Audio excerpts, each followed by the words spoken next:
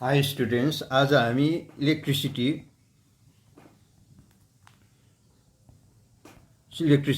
And chemical रियाक्सनको विषयमा हेर्छौँ र भिडियो सुरु गर्नुभन्दा पहिला सब्सक्राइब गर्नु नभुलिनु होला। र ती सब्सट्यान्सहरू जुन चाहिँ सब्सट्यान्सले फ्युज्ड स्टेटमा अथवा पानीमा बिलिएको बेलामा इलेक्ट्रिसिटी कन्डक्ट गर्न सक्छ र आफै केमिकल चेन्ज भएर जान्छ, त्यस्तो सब्सट्यान्सलाई इलेक्ट्रोलाइट भनेर भन्छ। इलेक्ट्रोलाइट भनेर भन्छ। जस्तो अब इक्जाम्पलको लागि सोडियम क्लोराइड, खाने नुन भयो। र यस्तो खालको इक्जाम्पलहरू हाम्रोमा थुप्रै छ। जस्तो इक्जाम्पल एसिडमा हेऱ्यौँ भने aqueous solution of hydrochloric acid, sulfuric acid, nitric acid, acetic acid, etc. त्यसरी नै हाम्रो एल्कालीमा हेऱ्यौँ भने पनि थुप्रै छ। जस्तो soluble or fused sodium hydroxide, potassium hydroxide,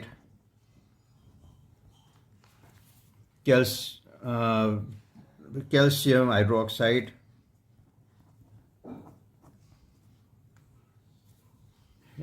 et cetera. यसरी अब सल्टमा पनि पाउँछौँ। सल्टमा soluble or fused sodium chloride, potassium chloride, calcium chloride, zinc sulphate, et cetera. र जस्तो सोडियम क्लोराइड भयो अथवा सल्फ्युरिक एसिड भयो फ्युज्ड स्टेटमा, यिनीहरूलाई हामी एक्सपेरिमेन्ट गरेर हेर्छौँ। त्यो एक्सपेरिमेन्ट गरेर हेर्दाखेरि अझै हामी क्लियर हुन्छौँ। र यसमा हेऱ्यौँ भने जस्तो अब यहाँनिर एउटा बिकर छ, यो एउटा बिकर भयो। यो बिकरमा हाफ इलेक्ट्रोलाइट भएको सल्युसनलाई राखेको छ। यहाँ सल्युसन छ जसमा इलेक्ट्रोलाइट छ र यसलाई आधा हामीले दुईवटा प्लेट झुन्डाइदिन्छौँ। प्लेटिनमको प्लेट, यो प्लेटिनमको प्लेट हो, अर्को पनि प्लेटिनमको प्लेट, आधा डुबाएको हुन्छौँ। र यो प्लेटिनमको प्लेट जसलाई इलेक्ट्रोड पनि भनेर भन्छ, इलेक्ट्रोड। र यसलाई हामीले करेन्टको सोर्स जस्ट ब्याट्रीसित कनेक्ट गरिदिन्छौँ। त्यसपछि लो वाट भएको एउटा बल्बलाई योसित कनेक्ट गरिदिन्छौँ। यो लो वाट भएको एउटा बल्ब। यसरी हामीले यसलाई सिरिज कनेक्सनमा कनेक्ट गरिदिन्छौँ यो बल्ब। र यसमा हेऱ्यौँ भने के पाउँछौँ, जब यो इलेक्ट्रोलाइट भएको जुन चाहिँ हामी सब्सट्यान्स पाउँछौँ, यो सल्युसनबाट इलेक्ट्रिसिटी कन्डक्ट हुँदैन भने चाहिँ त्यति बेला यो बल्ब बल्दैन। जब यसबाट करेन्ट पास हुँदैन तब यो बल्ब बल्दैन। र जब यसबाट इलेक्ट्रिसिटी कन्डक्ट हुन्छ, यो सब्सट्यान्सले इलेक्ट्रिसिटी कन्डक्ट गर्नु सक्छ भने त्यति बेला यसबाट करेन्ट पास हुन्छ। करेन्ट पास भएकोले गर्दाखेरि यो बल्ब बल्छ। र अर्को कुरो चाहिँ, यदि यो जुन चाहिँ सब्सट्यान्स छ यहाँनिर इलेक्ट्रोलाइट र वाटर भएको जुन चाहिँ सब्सट्यान्स छ, यदि त्यो गुड कन्डक्टर हो भने यो बल्ब ब्राइट भएर बल्छ, उज्यालो चकिलो भएर बल्छ। र यो मधुरो भएर बल्यो भने हामीले सम्झिनुपर्छ यो इलेक्ट्रोलाइट जुन चाहिँ छ यो चाहिँ अब गुड कन्डक्टर होइन रहेछ भन्ने कुरो। अब strong and weak electrolytes. strong and weak electrolytes.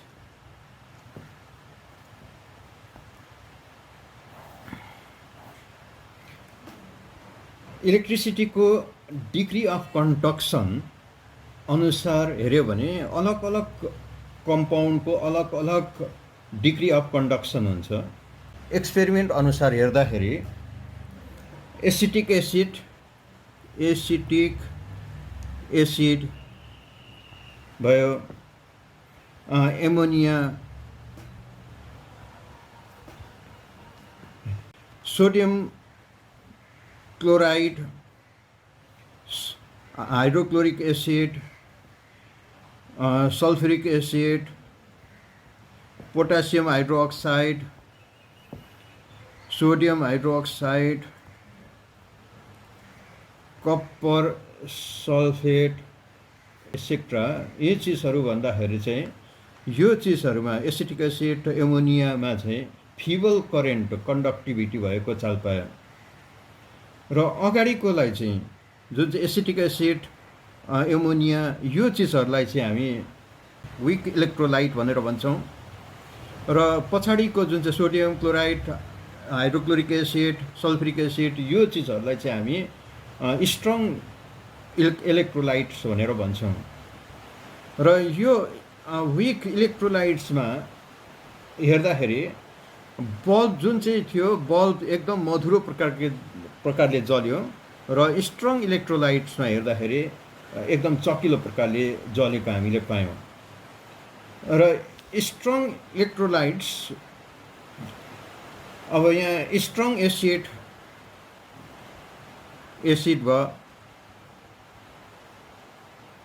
Strong bases, strong salt, यिनीहरूलाई स्ट्रङ इलेक्ट्रोलाइट्स भनेर भनियो र जुन चाहिँ हाम्रो अर्ग्यानिक बेसेस छ, अर्ग्यानिक एसिड छ, यिनीहरूलाई चाहिँ विक इलेक्ट्रोलाइट्स भनेर भनियो। मेटलले पनि इलेक्ट्रिसिटी कन्डक्ट गर्छ, इलेक्ट्रोलाइट्सले पनि इलेक्ट्रिसिटी कन्डक्ट गर्छ। अब दुईटामा चाहिँ के फरक पाउँछौँ त भन्दाखेरि मेटल्समा चाहिँ फ्री इलेक्ट्रोन्सहरू, मुभमेन्ट अफ फ्री इलेक्ट्रोन्स हुन्छ र इलेक्ट्रोलाइट्समा चाहिँ मुभमेन्ट अफ आयन्स हुन्छ। यसले गर्दाखेरि यो दुईवटामा यति मात्रै फरक छ, मुभमेन्ट अफ आयन इलेक्ट्रोलाइट्समा र मुभमेन्ट अफ इलेक्ट्रोन्स मेटलमा हुन्छ। आर्हेनस थ्योरी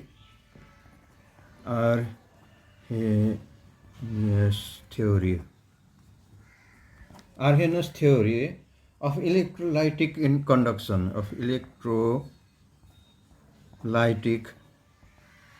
electrolytic conduction मा उसले एक्सपेरिमेन्ट गरेर हेर्दाखेरि इलेक्ट्रोलाइट जति ज्यादा डाइल्युट भयो त्यति नै ज्यादा इलेक्ट्रिकल कन्डक्सन हुन्छ भन्ने कुरो पायो। र अर्को कुरो चाहिँ conduction of electricity through aqua solution चाहिँ मुभमेन्ट अफ पार्टिकलको सित रिलेटेड छ र पछि गएर यो मुभमेन्ट अफ पार्टिकललाई आयन भनेर नाम दियो। इलेक्ट्रोलाइट जस्तो सोडियम क्लोराइडकै कुरो लिउँ भने पानीमा बिलिँदाखेरि यो दुई भागमा बाँडिन्छ, एउटा भयो पोजिटिभ आयन, अर्को चाहिँ भयो नेगेटिभ आयन। यसरी छुट्टिएको हुन्छ र पोजिटिभ चार्ज बोकेर जाने त्यसलाई भन्छ क्याटायन, यसलाई क्याटायन, र यो चाहिँ भयो नेगेटिभ जुन चाहिँ छ चार्ज बोक्ने, त्यसलाई चाहिँ एनायन। कि चाहिँ यो पुराको पुरा छुट्टिन्छ यो इलेक्ट्रोलाइट, होइन भने केही मात्रामा, पुराको पुरा छुट्टिँदैन, केही मात्रामा छुट्टिन्छ। यो पुराको पुरा छुट्टिने जुन चाहिँ छ त्यस्तो किसिमकोलाई चाहिँ भन्छ स्ट्रङ इलेक्ट्रोलाइट, र जुन चाहिँ केही मात्रामा मात्रै छुट्टिन्छ, पुराको पुरा छुट्टिँदैन दुई भागमा, त्यस्तोलाई चाहिँ विक इलेक्ट्रोलाइट भनेर भन्छ। एउटा स्ट्रङ इलेक्ट्रोलाइटलाई हेऱ्यौँ भने त्यसमा ज्यादा मात्रामा बल्ब बलेको पाउँछौँ, ज्यादा चकिलो बल्ब बलेको पाउँछौँ र विक इलेक्ट्रोलाइटमा कम्ती बलेको पाउँछौँ।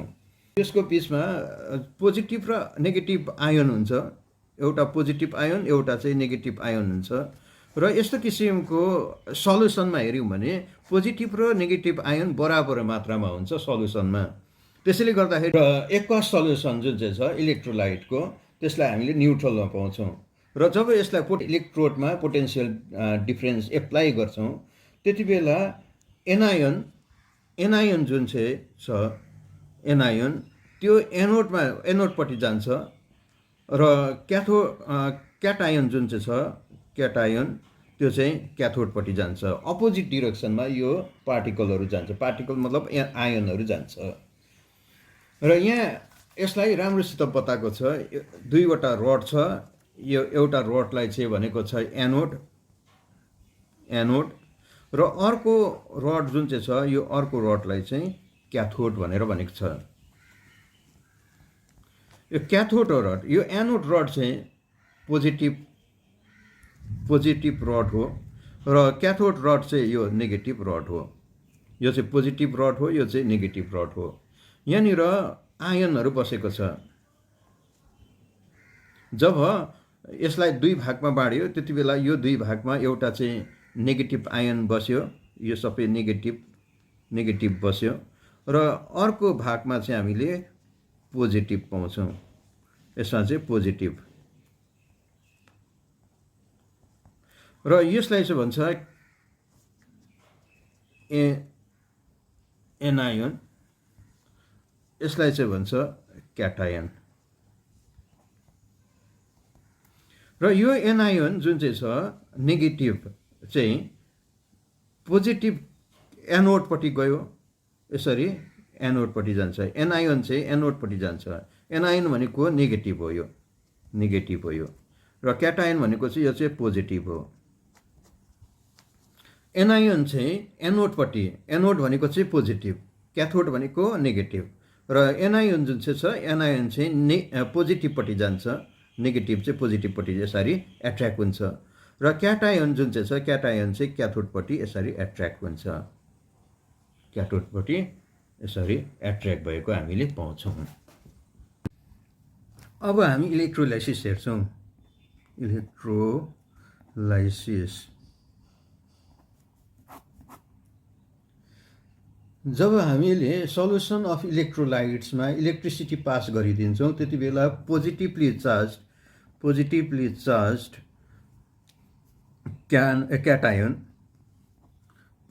चार्ज्ड क्याटायन क्याथोडपट्टि जान्छ र त्यहाँ भएको इलेक्ट्रोन पनि आफूपट्टि तानेर चाहिँ यो लिबरेट हुन्छ। त्यसरी नै नेगेटिभली चार्ज्ड एनायन एनोडपट्टि जान्छ र एनोडमा गएर आफूमा भएको इलेक्ट्रोन पनि यसले एनोडलाई दिएर आफू लिबरेट हुन्छ। र यसरी इलेक्ट्रिसिटी पास गरेर इलेक्ट्रोलाइटमा जब डिकम्पोजिसन हुन्छ त्यही कुरोलाई नै इलेक्ट्रोलिसिस भनेर भन्छ। र यसमा नयाँ सब्सटेन्स बनिन्छ, यसैलाई इलेक्ट्रोलिसिस भनेर भन्छ। इलेक्ट्रोलिसिसको लागि कन्स्ट्यान्ट करेन्ट चाहिरहन्छ, डिकम्पोजिसन हुनु पर्यो, इलेक्ट्रोलाइट्स डिकम्पोजिसन हुनु पर्यो, त्यसले गर्दाखेरि कन्स्ट्यान्ट करेन्ट चाहिन्छ। यसले गर्दाखेरि यसलाई डिसी सोर्स हामीले चलाउँछौँ, डिसी सोर्स चलाउँछौँ। मानिलियौँ एउटा कुनै इलेक्ट्रोलाइट्स जसलाई हामीले एबीले देखाउँ, स्ट्रङ इलेक्ट्रोलाइट्स जसलाई हामीले एबीले देखाउँ। एक्वास सल्युसनमा जब इलेक्ट्रिसिटी पास गरिदिन्छ त्यति बेला यो एबी ए प्लस र बी माइनसमा छुट्टिन्छ। यो ए प्लस क्याटायन अब क्याथोडपट्टि जान्छ। क्याथोडमा गएर क्याथोडमा भएको अझै एउटा इलेक्ट्रोन आफूपट्टि लिन्छ र त्यसो हुँदाखेरि एटम बन्यो। यो एटम फ्री स्टेटमा बस्नु सक्छ भने ठिकै छ, होइन भने यसले अर्को एटमसित मिलेर यो अब एउटा मलिकुल बनिन्छ र यो मलिकुल सलिड हो भने अथवा लिक्विड हो भने त त्यो भाँडामै रहन्छ र यदि यो लिक्विड होइन र ग्यास हो भने चाहिँ यो उडेर जान्छ। त्यसरी नै एनायन जो चाहिँ नेगेटिभ छ, नेगेटिभ एनायन एनोडमा गएर बी माइनस छ, एनोडमा गएर यसले अझै त्यहाँनिर एउटा इलेक्ट्रोन थियो, यो इलेक्ट्रोन पनि दिन्छ र आफू फ्री भएर बस्छ। त्यसरी नै अघिको जस्तो यदि यो फ्री एक्जिस्टेन्स, यसको फ्री एक्जिस्टेन्स छ भने यो फ्री रहन्छ, होइन भने यो अर्को एटमसित मिलेर यो फेरि एउटा मलिकुल बनिन्छ। एनोडमा हामीले देख्यौँ, एनोडमा हामीले के देख्यौँ भन्दाखेरि यहाँ अक्सिडेसन हुँदो रहेछ, अक्सिडेसन हुँदो रहेछ र क्याथोडमा चाहिँ रिडक्सन हुँदो रहेछ, क्याथोडमा रिडक्सन हुन्छ।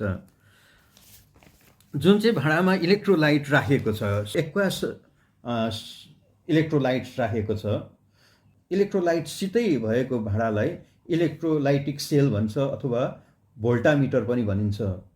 र इलेक्ट्रोलिसिसमा चलाइएको जुन चाहिँ हाम्रो इलेक्ट्रोलाइटिक सेल, जुन चाहिँ भोल्टामिटरमा चलाइएको जुन चाहिँ हाम्रो दुईवटा रडहरू छ, त्यो रडहरूलाई हामीले इलेक्ट्रोड्स भनेर भन्छौँ। अर्को कुरो, इलेक्ट्रोलिसिसमा कन्स्ट्यान्ट करेन्ट चाहिरहेकोले गर्दाखेरि हामीले चाहिँ त्यसमा डिसी सोर्स चलाउँछौँ र एसी सोर्स हामीले चलाउँदैनौँ, एसी सोर्स चलाउँदैनौँ। किनभने एसी सोर्समा हाम्रो पोल चेन्ज भइरहन्छ, पोलरिटी चेन्ज हुन्छ, यसले गर्दाखेरि एसी सोर्स हामीले चलाउनु हुँदैन इलेक्ट्रोलिसिसमा। लाइक, सेयर, सब्सक्राइब, घन्टी बजाइदिनु होला।